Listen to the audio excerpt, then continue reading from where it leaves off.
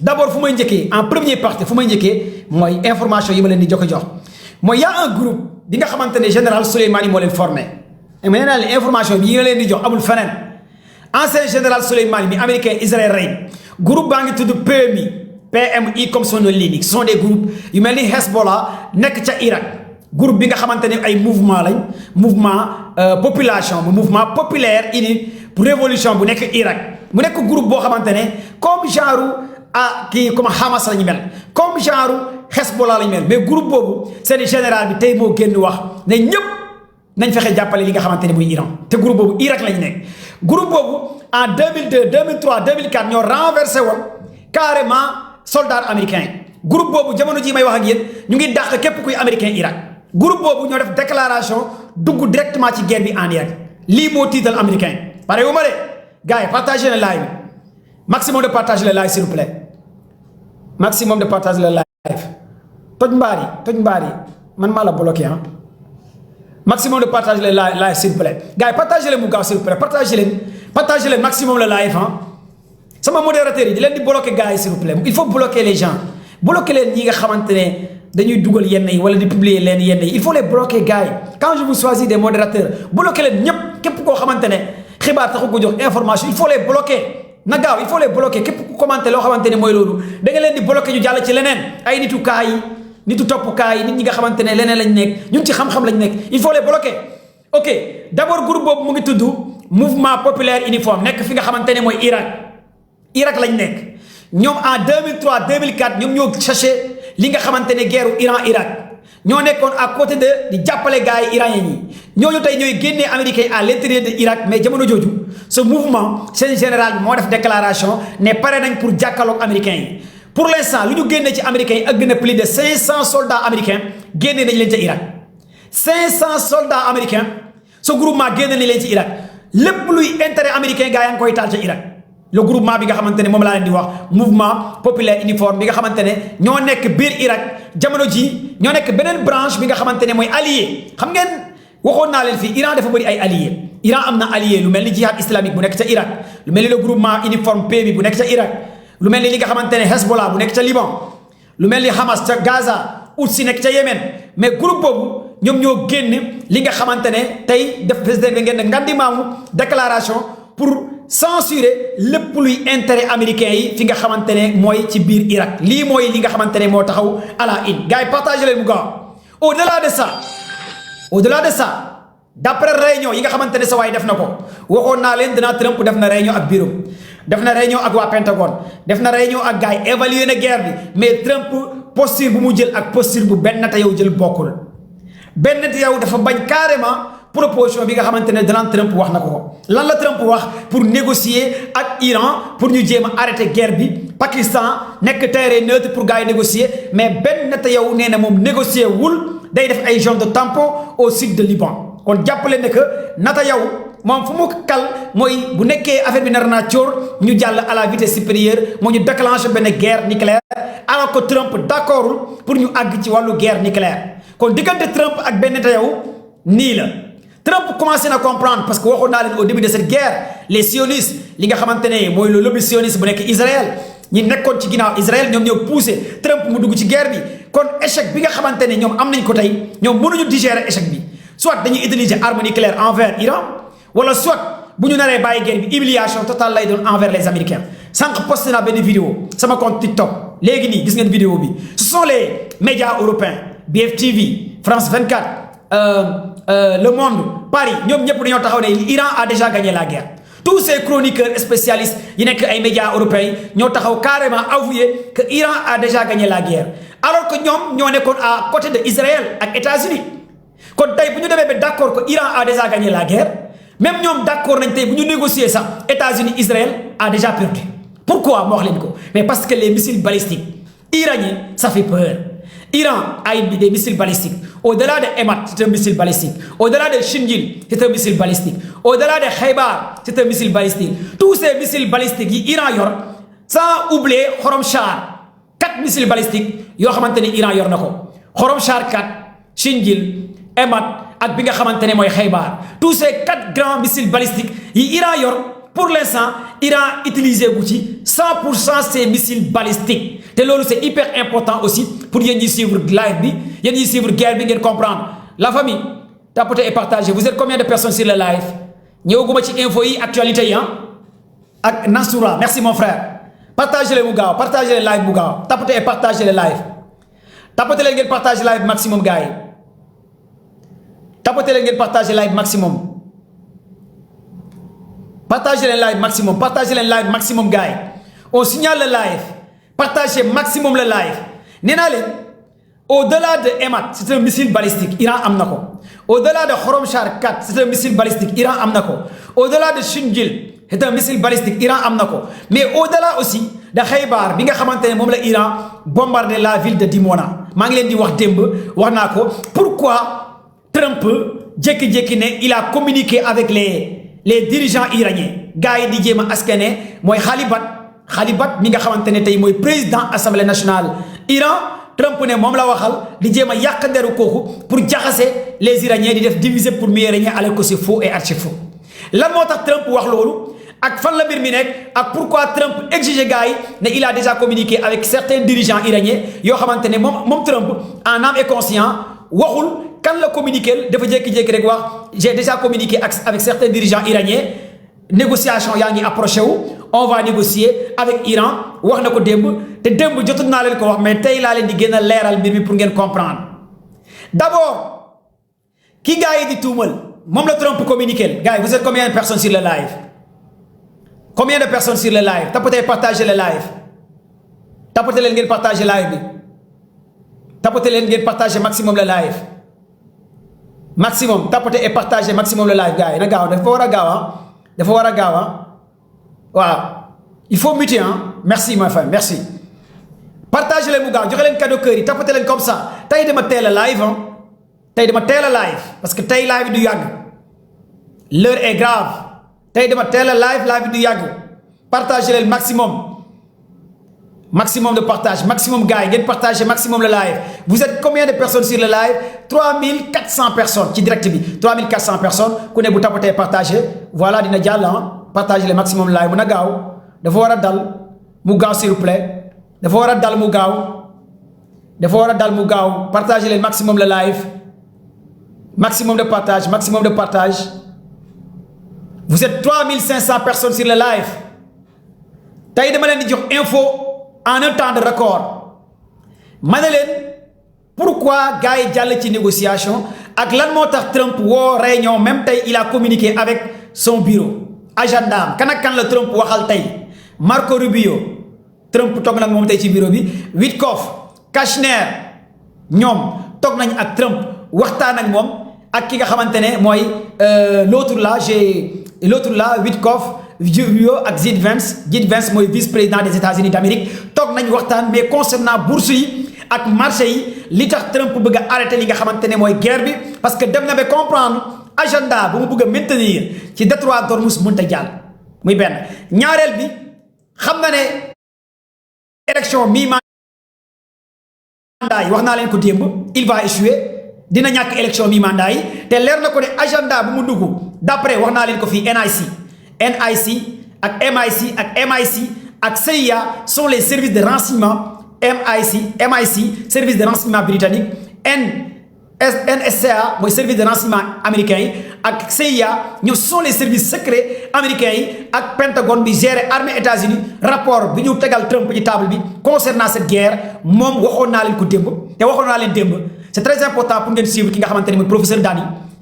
c'est un expert en guerre en plus de 3 ouvrages bind ko ci wàllu comment faire la guerre en même temps aussi mu nekk doctorat en wàllu sciences politiques et des questions internationales bu ngeen jëlee ku mel ni professeur Lasgar kooku aussi c'est un américain agent britannique nekk agent MIC liggéey MIC c'est un service de renseignement britannique pour gars yi nga xamante ne comprendre nañu ko c'est différent de CIA ak NCA ñaari services yooyu États-Unis lañ bokk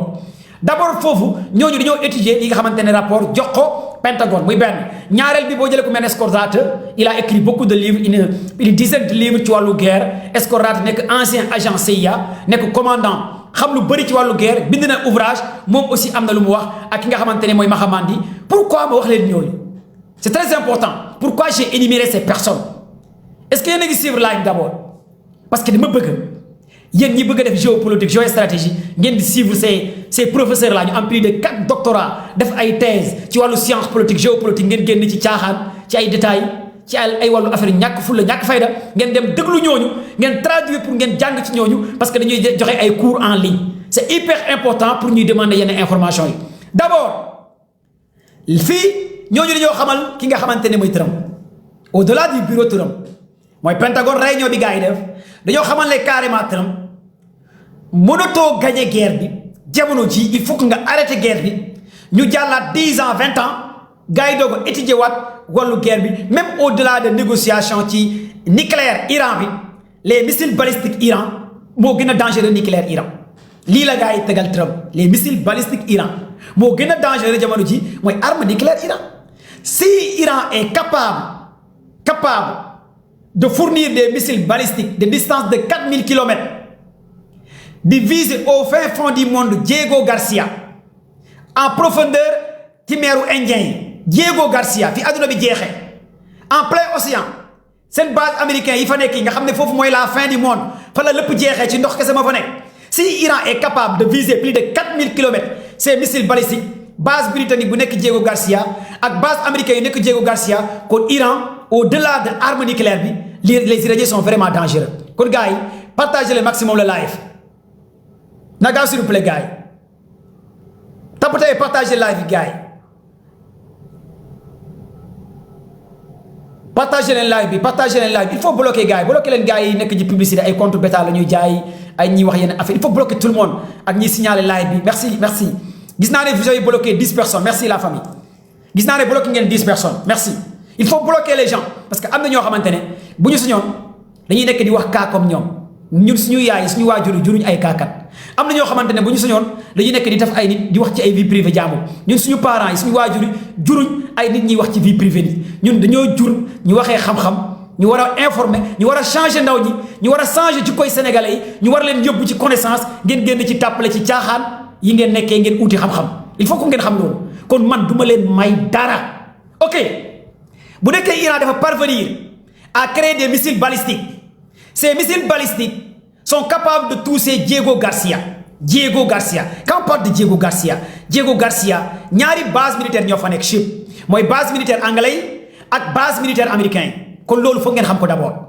léegi les services de renseignement américains NCA ak CIA ñoo xamal carrément Trump il faut que nga négocier ak li nga xamante ne mooy Iran mais pour l'instant bu guerre bi naree continuer gars yi partagé leen live bi bu guerre bi naree continuer bientôt 1 mois défaite totale ak humiliation lay doon envers les Américains parce que wax naa leen ko sànq tous les branches alliées des Américains dugg nañ ci guerre bi tous ces branches quand je parle les branches alliées waxuma Chine waxuma Russie non quand je parle les alliés mooy tey déclaration bi Houthi nekk ca Yémen wax les Houthi nekk ca Yémen déclaration bu ñuy wax mooy dañoo jël mer Rouge def ko zone de tampon xam ngeen lan mooy mer Rouge mën nañ jàpp ne de 25 à 15% ci économique adduna bi day transiter di jaar mer Rouge foofu la américains yi di contourner di jaarale seen navire de guerre ak seen navire pétrolier yi di jaar à travers mer Rouge nag démb waxoon naa leen pourquoi États-Unis reculer à travers mer Rouge au-delà de Bab el-Mandeb détroit de Bab el-Mandeb au-delà de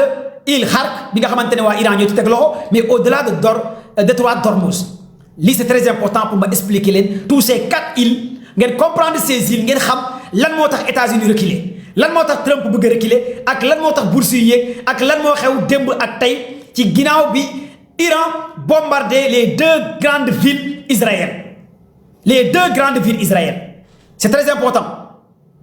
c'est très important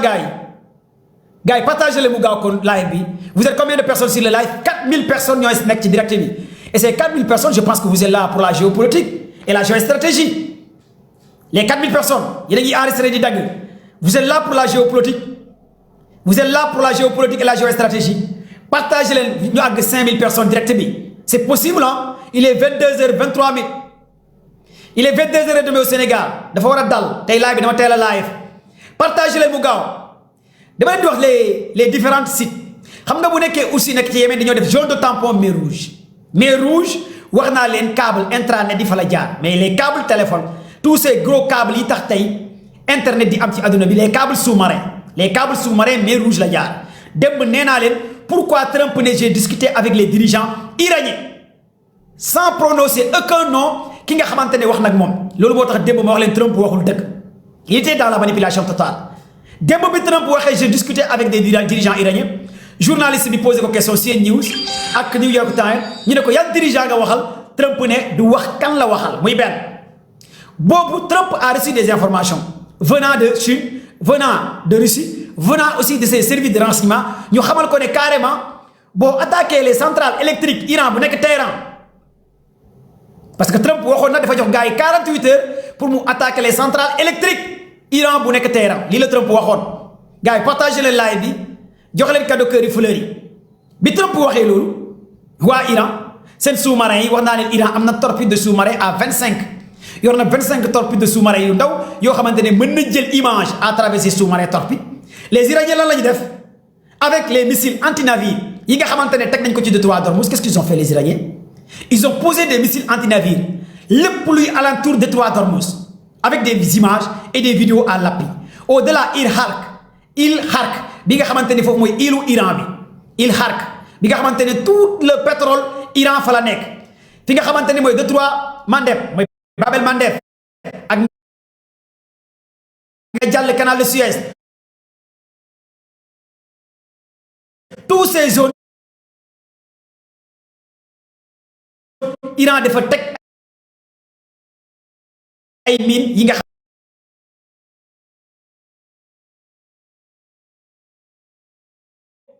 Chine envoyé ko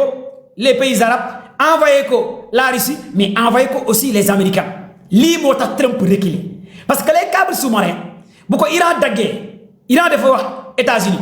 Trump ne nga may nga ñu 48 heures lii la Trump waxoon j'ai donné 48 heures waa Iran pour ma bombarder seen centrale électrique bi waa Iran ne ko y a pas de souci d'accord tu peux bombarder les centrales électriques ñu may ko 48 heures gars yi jël ay images yëpp pare pour dagg lépp luy câble sous-marin internet yi nga xamante ne moo traversé la mer Rouge te Iran bu ko daggee les câbles yooyu moo tax tey Asie di am courant di am internet moo tax tey Afrique même yow africain bi nga xamante ne nga nekk sénégalais nga ne yow guerre bi intéressé wu la te bés bu Iran daggoon câble yooyu banque yi duñu fonctionner même au Sénégal banque yi duñu fonctionner sa système informatique du fonctionner sa Microsoft du fonctionner sa internet bi nga jël ci Orange du fonctionner xanaa nga utiliser ay satellite Starlink yu Elon Musk avec société Elon Musk bu tudd SpaceX yéen a ngi comprendre fii ah est-ce que yéen a ngi comprendre d'abord il faut ngeen xam adduna bi nan la tëddee nga xam ne yow sénégalais bi yoroo dara amoo dara mënoo créer dara kon donc da nga war a déglu nga comprendre adduna bi nan lay fonctionner mais bul ne guerre bi intéressé wu ma la parce que guerre bi bés bu ñu daggee say câble sous-marin Sénégal amul benn banque buy fonctionner toutes les banques dañuy taxaw dañuy nekk aux arrêts parce que internet moo leen di doxal muy benn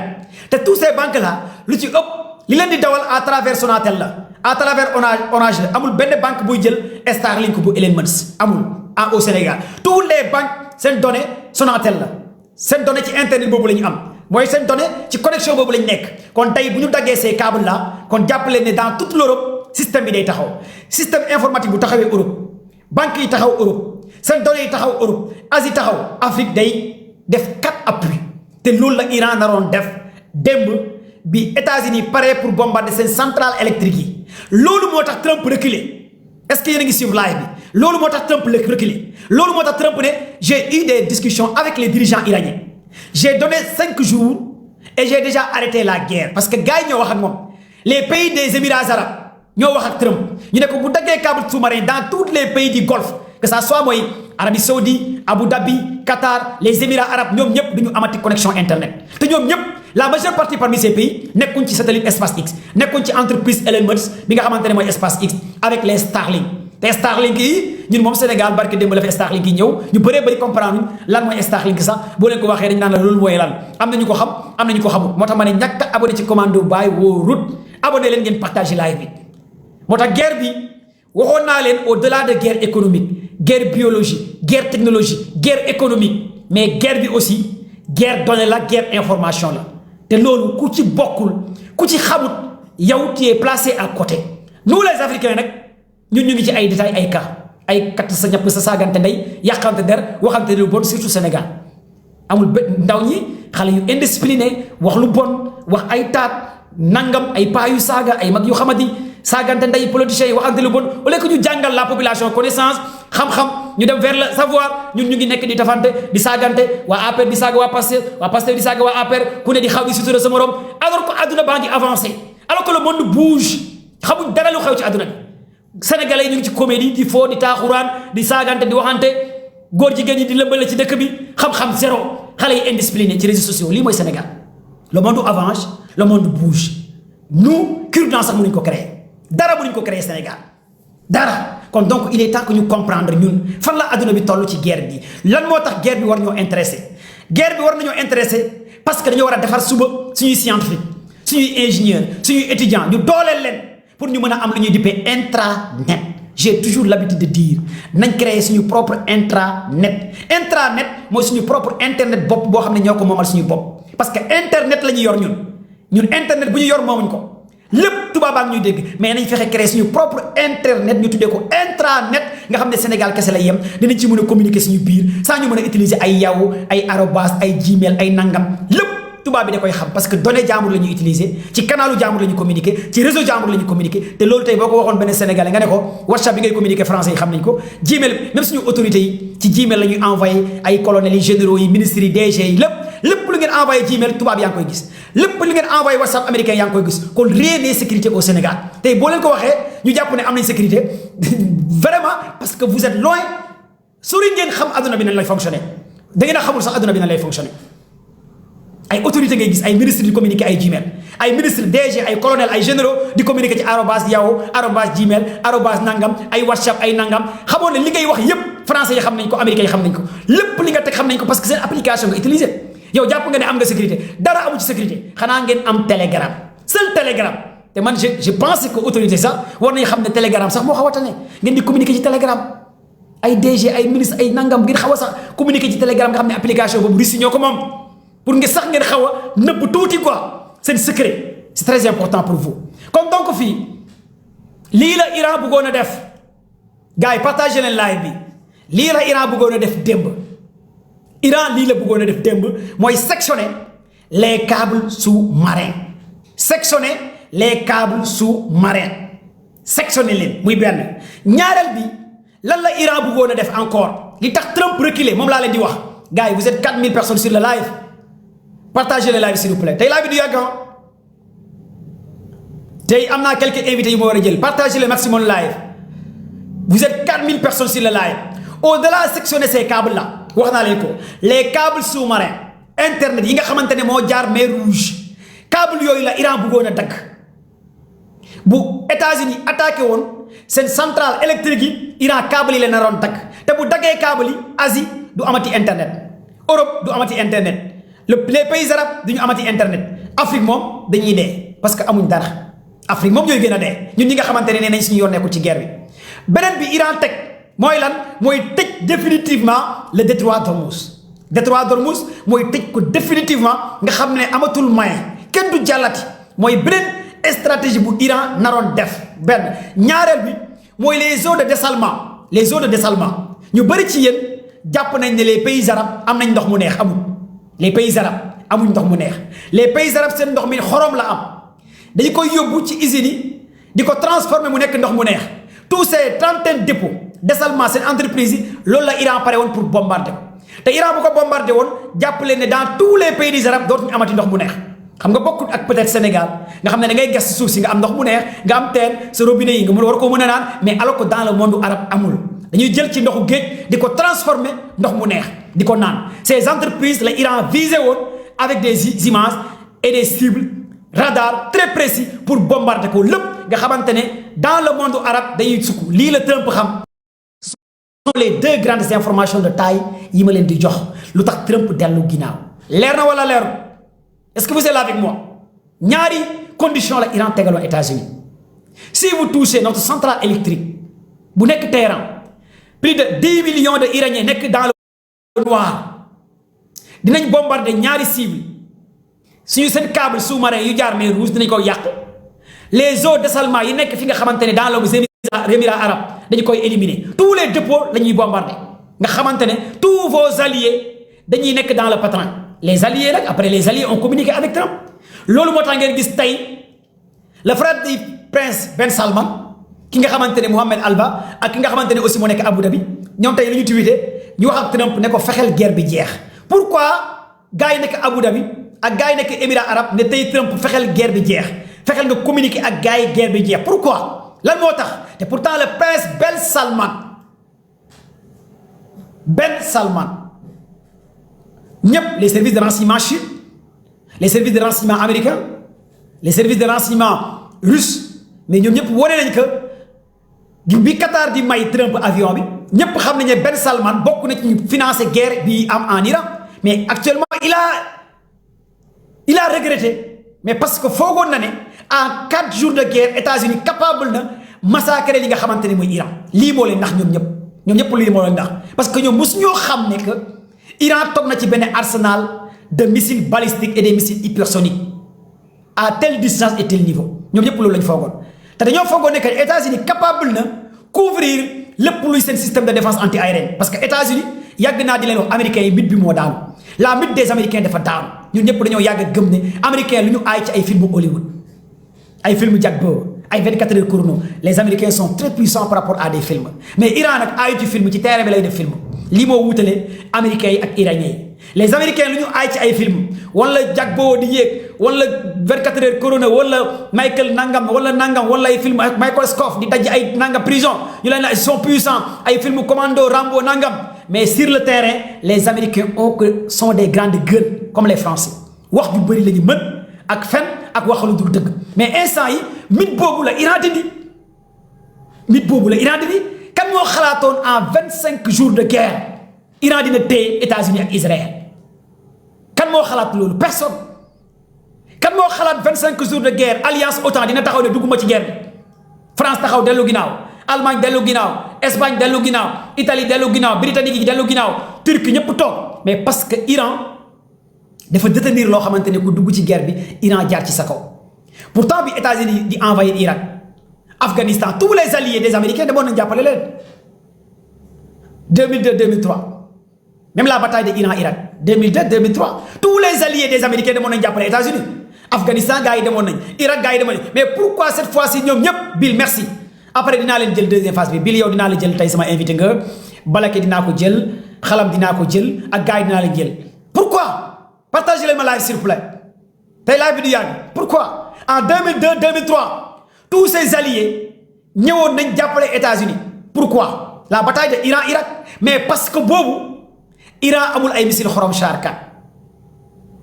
boobu Iran amul ay missile Khaybar Shakan 42 boobu Iran yorul ay missile Shinjil boobu Iran yorul ay missile Hassan Nasrullah tuddee ko Hassan Nasrullah missile yu mu tuddee Hassan Nasrullah boobu Iran yorul ay drone kamikaze boobu Iran yorul ay missiles hypersoniques EMAD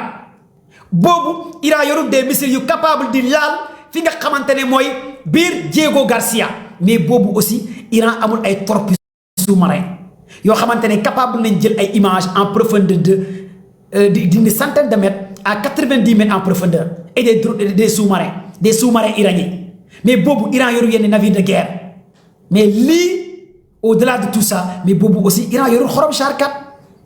Xorom Char 4 tous ces 6 missiles yi ma wax les différents types de missiles en 2002 2003 Iran yoru ko démb missile bi Iran génnee Khaybar mu ngi ko créé en l'an 2022 Khaybar missile boobu mu ngi tuddee Khaybar Shakan 42 Khaybar Shakan 42 Iran mu ngi ko créé en l'an 2022 actuellement on est à l'an 2026 missile bi Iran créé en l'an 2022 di daw 1400 km à l'heure vitesse Mach 2.4 lay daw vitesse Mach 2.4 distance 1400 km à l'heure missile boobu la Iran utilisé pour détruire la ville de Dimona à une superficie de 11 000 km². Dimona nekk ville bi nga xamante ne moom la Israël gën a jox bopp moom la Israël gënoon protégé moom la Israël gënoon yaakaar mais boobu Iran benn missile bu tudd Khaybar Shakan 42 la utilisé missile baa ngi daw 1400 km à l'heure te benn missile kese la Iran utilisé biir Dimona nekk ville bi nga xamante ne Israël am na fa plus de 8 réacteurs nucléaires 200 ogives nucléaires est-ce que vous m'entendez 8 réacteurs nucléaires 200 ogives nucléaires lépp luy arsenal nucléaire Israël Dimona la nekk Dimona. Iran benn missile Khaybar Shekar 42 la bombardé Dimona. tous les scientifiques israéliens seen chercheurs yi seen borom xam-xam yi ci ville boobu lañ nekk ville bi nekk dans le désert de Negev. ville bi nekk dans le désert de Negev. ville bi nekk dans le désert de Negev je répète 3 fois ci benn désert la ko gars yi def biir Israël mu nekk benn ville boo xamante ne à une superficie de 11 000 kilomètres-carrés mooy ville bi nga xamante ne Israël moom la gën a sécurisé ville bi tudd Dimona nekk dans le désert de Negev nekk désert bi fa la ko gars yi def ville boobu arme nucléaire Israël fa la nekk ville boobu la Iran bombardé barki démb rey fa plus de 500 personnes 500 personnes gars yi su ngeen ma joxul ay cadeau ay kër ay fleurs ma arrêté live bi mooy toj géopolitique mel ni kuy def théorème de Thalès mathématique Pythagore ay nangam bu ngeen ma baaterul ay cadeau ay kër partage live damay arrêté live bi ma dem ma bàyyi leen parce que joxe ma lay cadeau ay kër xam nga dama leen di jox ay sut wax leen désert bi wax leen fu mu nekk wax leen ville bi wax leen lépp mais quand même ngeen baatere ma sax ngeen ne commando baay macha allah bind leen ci commentaire yi macha allah ah ku leen di wax missile bi wax leen ville bi wax leen dëkk bi wax leen lépp mais partagé leen live bi kan moo leen koy wax keneen ku dul commando baay ban chroniqueur influenceur chroniqueur moo leen di wax lii ku dul commando baay ñu nekkul ci ay détails de dañ koy toj étape par étape wax leen dëkk bi bu ngeen paree dem ci Google ngeen xool wala ngeen dem YouTube ngeen xool wala ngeen dem ChatGPT wala ngeen dem IA ngeen vérifier bépp donnée bi ma leen wax bu nekkee amul rek désabonné leen ci commando baay bu nekkee li ma leen di wax amul yéen a fi toog désabonné leen ci commando baay dafa war a leer information day leer information dafa war a leer nañ nit boo koy topp de mooy def li tax nga koy topp nit booy abonné ci moom mooy def li tax ngay abonné ci moom parce que dama leen respecté moo tax damay bëgg ngeen am lu leer nañ ma leen koy jox merci pour les cadeaux merci pour les cadeaux ku ma jox cadeaux yi vraiment merci merci gars yi nit boo koy topp mooy def li tax nga koy topp yee ñun caaxaanuñ ci géopolitique 2013 ba léegi ñu ngi ci géopolitique 2013 ba tey li géopolitique dañu koy naan di ko lekk di ko sangoo di ko doxee di ko waxee ñun ñooy géopolitique mooy suñu ADN caaxaanuñ ci lii ville bi nga xamante ne Dofu Baay merci merci Dofu Baay gis naa sa liggéey rafet na lool Dubaay merci gars yi partagé leen mu gaaw jox leen cadeau kër yi fleur yi gars yi tey am naa invité ah Balake dina ñëw Bill dina ñëw Kolita Ngala dina ñëw vous êtes 5000 personnes sur le live maximum de partage d'abord mooy Iran dafa utiliser benn missile bu tudd Khaybar Shekar 42 la utiliser Khaybar mu ngi daw 1400 kilomètres à l'heure vitesse Mach 2 point moom la utiliser ci biir Dimona bombardé plus de 4 à 5 immeubles réacteur nucléaire israélien foofu la nekk arme nucléaire Israël bi fa la nekk dinaa leen expliquer les services de secret américains yi ak ñaari grand monsieur professeur ci wàllu science politique lan la ñuy wax bi Iran bombardé ville bi ñooñu nga xam ne kenn ki c'est un ancien agent de la CIA kenn ki professeur université Téhéran lay jàngale mais keneen ki aussi spécialiste en guerre la nekk britannique nekk ancien commandant muy Lax keneen ki mooy Mahamandi keneen ki mooy Escorata lan la ñuy wax bi Iran bombardé Dimona ak professeur Dani dañoo ne Iran dafa envoyé message codé Israël ak États-Unis ñoom loolu la ñuy wax loolu nag lan lay tekki en langage de guerre mooy lan xam nga ñooñu bu ñu taxawee ne Iran dafa envoyé message codé Israël mi am arme nucléaire ak États-Unis mi am arme nucléaire ñoom loolu la ñuy wax ñu ne Iran a déjà humilié les Américains a envoyé un message codé un message d'avertissement les Américains ak waa Israël loolu lan lay tekki en matière de militaire mooy lan mooy bu nekkee ville Dimona mooy ville bu gën a am sécurité ci Israël mooy ville boo xamante ne kenn mënu ko bombardé loolu la Israël waxoon ak États-Unis mooy Dimona parce que lii front de David mooy système de défense anti-aérienne bi gën a am bi gën a puissant Israël yor ko front de David foofu la nekk dôme de fer Israël fa la nekk le système de défense anti-aérienne patriote américain yi fa la nekk nga jël Arrow 1 2 3 ba 4 fa la nekk kon jàpp leen ne lépp luy xeetu défense anti aérienne mooy missile anti aérienne nga xam ne kenn du ko bombardé foofu la ko gars yi yóbbu pour sécuriser ville bi pour protéger ville bi pour aar ville bi muy benn. kon donc si l'Iran ñoom boroom xam-xam yi loolu la ñuy wax ñu ne si l'Iran parvient à pénétrer tous ces systèmes de défense anti aérienne des Américains gars yi partagez leen mu gaaw s'il vous plaît on signale le live peut-être secret yi may wax moo tax ñu koy signaler mais tapoter leen ngeen partager maximum le live parce que ñu ngi koy signaler ah tapoter leen gars yi bu baax a baax ngeen bind 99 def ay cœur vert TikTok moo ma envoyé message on signale carrément le live peut-être secret yi may wax envers Israël moo tax tapoter leen gars yi dafa war a gaaw partager leen ngeen tapoter maximum mu continuer li ma leen bëgg a wax parce que ñi wax ay nitu kàddu lañ parce que boo jëlee professeur Mahamandi c'est un grand professeur bind plus de 10 li ouvrage ci wàllu guerre nekk un grand professeur université Téhéran pour yéen ñi étudiants yi élèves yi mën ngeen dem Google ngeen tàppe ngeen xool Mahamandi mooy kan ngeen jàng ci moom yéen étudiants yi ñi def science politique wala géopolitique Mahamandi c'est un grand professeur ñi am sama numéro aussi mën naa leen envoyer lien bi fu muy defee cours mi ak amphi bi ak lépp pour ngeen koy suivre bind na plus de 10 livres ci wàllu science politique ci wàllu géopolitique wàllu nangam bu ngeen delloo ki mel ni Alex Fager c'est un ancien agent de la CIA il a écrit 4 à 5 ouvrages ci wàllu guerre ci wàllu information ci wàllu données lépp luy xeetu données Fager xam na ci mën la ko tojal matin midi soir nga comprendre les étudiants les élèves après mën naa leen ko partager mais ñooñu dañoo ne Iran dafa avertir Israël ak États-Unis parce que bu nekkee Iran dafa mën a percer si l'Iran parvient à percer le système de défense anti-aérienne bi nga xamante ne Israël États-Unis moo ko yor nga xamante ne à une distance boo jëlee ku mel ni front de David ce sont des missiles de bactéries anti-aériennes des missiles yoo xamante ne boo naree bombarder fenn à une distance de 400 kilomètres 800 kilomètres missiles yooyu dañuy téye bombe yi dañuy téye missiles yi wala drone yi moom Israël yor na ko boo jëlee le Patriot américain boo naree bombarder fenn le système de défense anti-aérienne à États-Unis mooy tudd le Patriot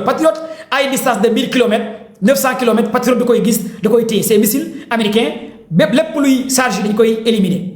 boo jëlee li nga xamante ne aussi mooy le dôme de fer moom la ñëpp xam le dôme de fer Israël moom la Israël yàgg di vanter le dôme de fer est efficace léegi Iran nan la Iran def désactiver carrément le dôme de fer bi bougé wu loolu moo jaaxal gars yi kon missile Khaybar Shakar 42 ban technologie moo ko accompagné ba dôme de fer bi bougé wu ban technologie moo accompagné missile bi ba front de David bougé wul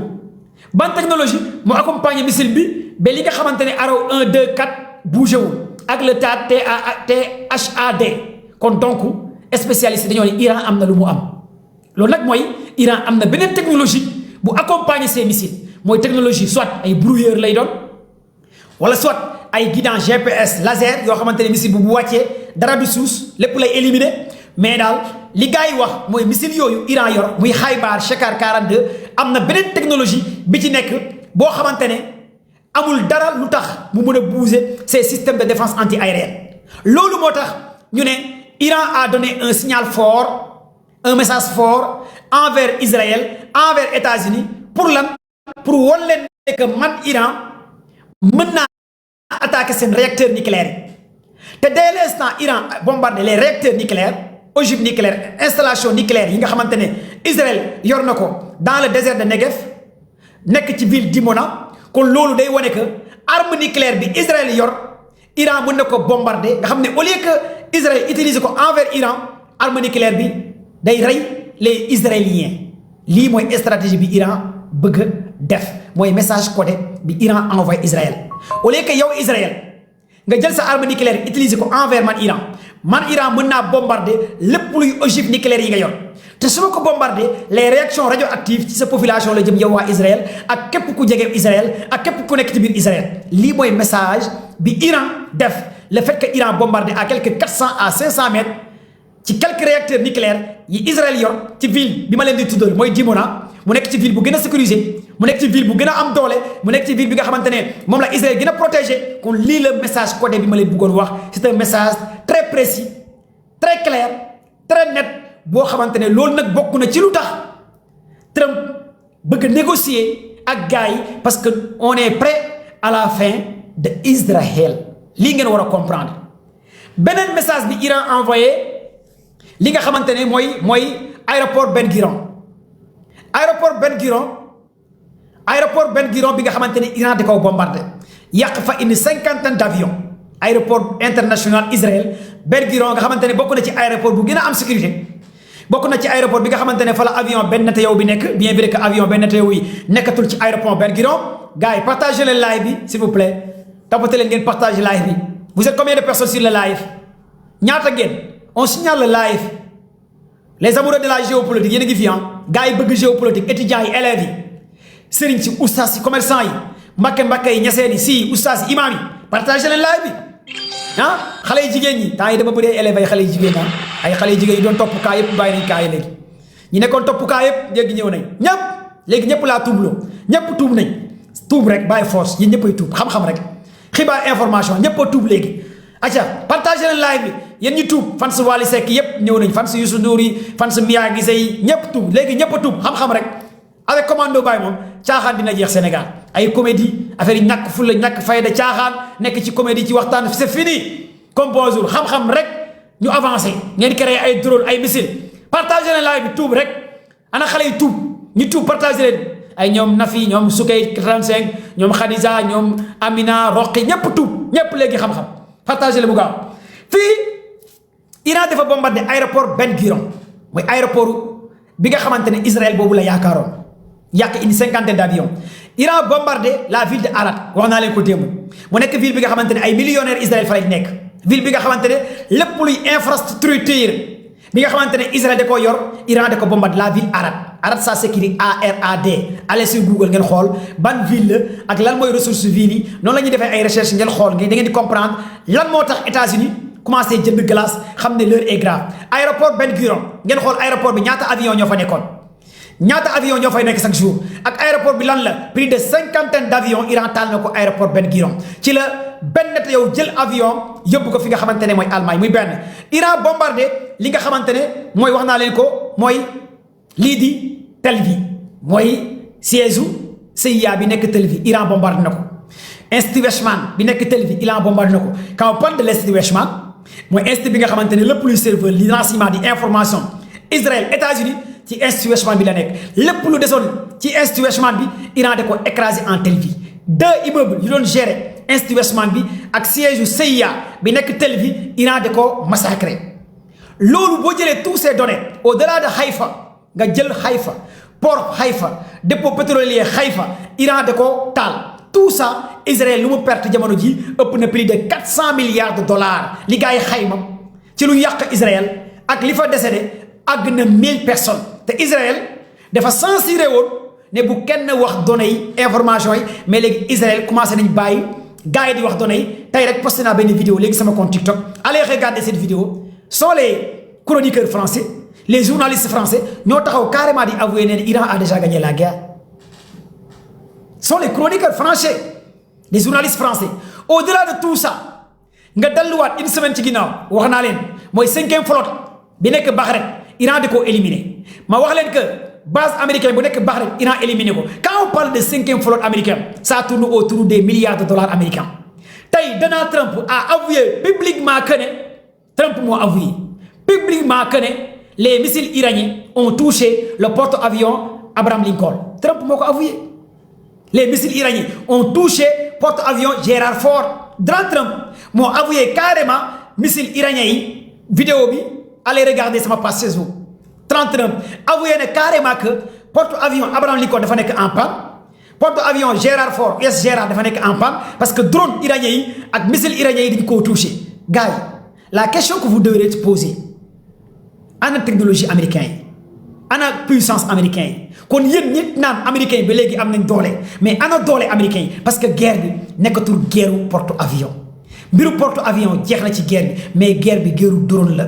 guerru satellite la guerru données la guerru information la guerru missile la moo tax ma j'ai l'habitude de dire sama phrase bi ma leen di wax à chaque fois les nerfs de la guerre c'est de l'information qui détient l'information gagne la guerre mais les nerfs de cette guerre ce sont des drones ce sont des satellites ce sont des données c'est la communication qui est à la base de tout xam ngeen tey tous les renseignements Chine mu ngi koy jox Iran par le biais des satellites militaires Chine par le biais des GPS par le biais des radars muy benn toutes les renseignements Russie mu ngi koy jox fi nga xamante ne mooy Iran par comment mais par des satellites par des images par des données par des informations kon guerre bi foofu la toll loolu nag moo tax des fois damay wax à chaque fois ñun Sénégal nañ jàngal suñu étudiants yi science xam-xam connaissance ñun Sénégal suñu ustaas yi suñu sëriñ daara yi au lieu que ñu wàccee kaamil di wàccee na kaamil yéegal na kaamil wàccee kaamil boo wàccee ba pare nañ jàngal gaa yi xam-xam lan la gaa yi mën a créer ci kaamil bi ci xam-xam bi lan la ñu mën a créer au delà de jox la sunguf jox la saafara sangul jox la benn téere takkal sa digg nañ fexe créer ay armes sécuriser ñu jël borom xam-xam bi dajale leen fenn parce que les Iraniens aussi au delà d'être des Perses ay jullit lañ comme ñun ay jullit lañ seen scientifique yi ay jullit lañ ay Perses lañ ay chiite lañ ay sunnite lañ mais pourtant kaamil bi la ñu jàng alxuraan la ñu jàng xam-xam boobu ñu jàng pourquoi ñun Sénégal bu ñu ko exploité déjà j'ai l'habitude de dire daaray kaamil tey xoolal ku tedd ki sëñ Touba Cheikh Amadou Bamba bind na daaray kaamil tey boo demoon Touba biir daaray kaamil lu sëñ Touba bind rek ci côté économie bu ñu ko exploité woon est-ce que mënu ci réussir ci côté connaissance ci côté xam-xam nga xool El Hadji Malick Sy lan la bind nga jël téere yi exploité ko li bàyyi si bind plus de 75 ouvrages ñu exploité ko ñu xool lan lañ ci war a mën a jàngal xale yi génn ak lan lañ ci war a mën a créer au delà de wàccee na kaamil yéegal na kaamil wàccee na kaamil yéegal na kaamil wàccee na juróom-ñaari yoonu kaamil après lan lay mujjee doon sëriñu daara ngeen baal ma rek xeebuma sëriñu daara yi xeebuma ci loolu mais lan lañ ci war a mën a créer xam-xam bi foofu la toll adduna bi foofu la toll adduna bi dépassé na tari adduna bi dépassé na ay tari jëf def la da ngay def ñu gis adduna bi foofu la toll mooy xam-xam bi nañ ko utiliser suñu maam Cheikh Mouhidine Samba Diallo dafa ma doon wax à chaque fois boo demee ci réewu arab yi ay xale yu am 15 ans 16 ans ñooy defal ay drone ci xam-xam nañ la ñuy defalee ay drone boo demee Iran boo demee Afghanistan boo demee yenn dans le pays ay Iran Afghanistan ay xale yu am 15 ans ñooy fexe di defar xam-xam te pourtant arab la ñuy làkk alxuraan la ñuy jàng xam-xam la ñuy jàng mais malheureusement Sénégal ku la dàq wàccee ñu ci ëpp dóor martu nit bu jàng benn armo lay dóor martu lekk ci yow ay milliards sol benn kopoti sol benn affaire ñu ne sëriñ la mu toog su ma la ko defalee ramli bi nee na ramli bi Moussa war na Aarona war na jox ma nangam ma defal la nangam nga am nangam nga jox ko mu lekk sa xaalis wala mu doxaan la wala nga mu dem tas sa sëy yàq sa sëy loolu moo nekk Sénégal xam-xam bi c'est pour exploiter yàq je suis vraiment désolé de vous le dire lii mooy suñu Sénégal koo gën a yaakaar nga ne ah sama sëriñ la ah loo sant waaw nangam ah sama sëriñ la doomu sëriñ bi moo ñëw gane si ma doomu sëriñ bi bu jekkoo sa doom bi biiral ko wala takk ko wala nu bu la dóoree martu doo ko gisaat lan la créé dara créé wuñ tous boo waxee gars yi mer gis seen bopp il est temps que ñu xool nan la ñu jugee ci loolu lii la ñu war a jàng ci guerre bii mooy xam-xam bi ñu gis ci guerre bii nan lañ ko war a mën a exploiter suñuy doom suñuy njaboot pour Sénégal ñun aussi nan la ñu mën a jàngalee xale yi xam-xam ñu xam lu bëree bëri mais malheureusement xaaral ma jël sama invité yi ñoom Balake ñoom Bill ñëw après ma ñëwaat ci yeneen affaire yi mais malheureusement topp kaa rek. abonné leen tey aimé di partager di participer di envoyer ay cœur.